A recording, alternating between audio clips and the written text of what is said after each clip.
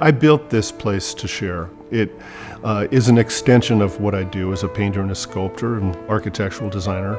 And so the natural impulse is to share it and to bring people in and explore it. And it took many years to get to the point where I could dot all the I's and cross all the T's. But when that finally happened, it felt like a place that needs an audience.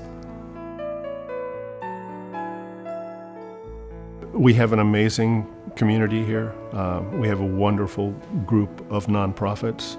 And what I can do is provide a place to be supportive, to open my doors to all these wonderful missions that are out there. And people enjoy coming here, that it sparks a lot of curiosity. My eventual hope is that this place might become a kind of a Renaissance center where it moves on through time to celebrate the things that I value, which is painting and writing and sculpture and architecture and design. I love it when story is feeding into my brain and I'm working. I think of because he has accomplished so much artistically, what I'm amazed about is his incredible, gentle, kind nature. His character is just extraordinary. He's a very ethical, kind man.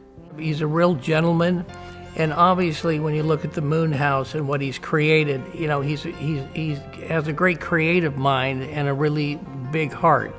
Very, very kind, very generous, very authentic. Very authentic. We grew up together. We rode the same bus to school together. I feel very lucky that we are such good friends. Out in the greater world, he's a pretty serious, very warm and friendly guy, but he also has a huge sense of humor.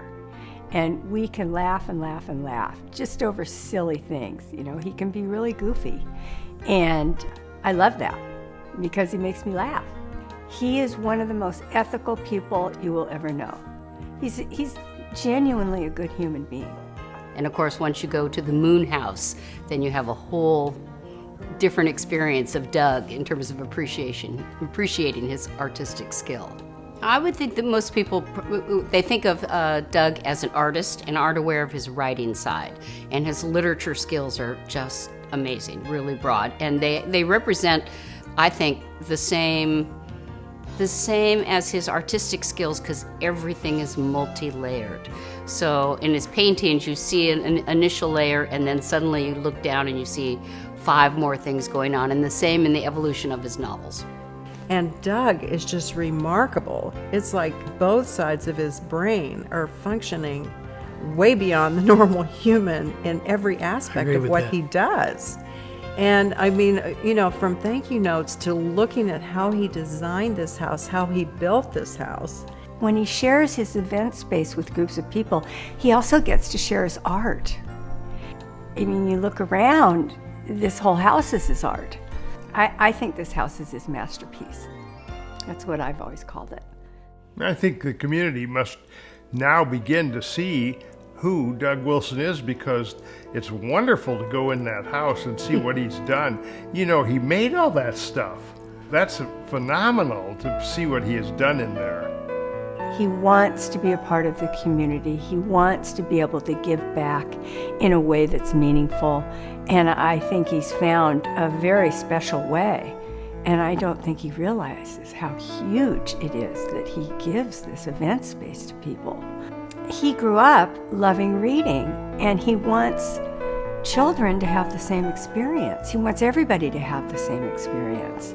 Gets back down to reading, and you know, we're a funny species, human beings. We have this amazing capacity to look down at a page covered with little black and white symbols and stay in that position for hours at a time. And our dogs and cats think we've lost our minds, but what they don't understand is that our minds are soaring, our imaginations are soaring, we're going to new places, we're meeting new people, we're dipping in and out of time, really experiencing feelings that we have never felt before, or that we didn't even know we were capable of feeling.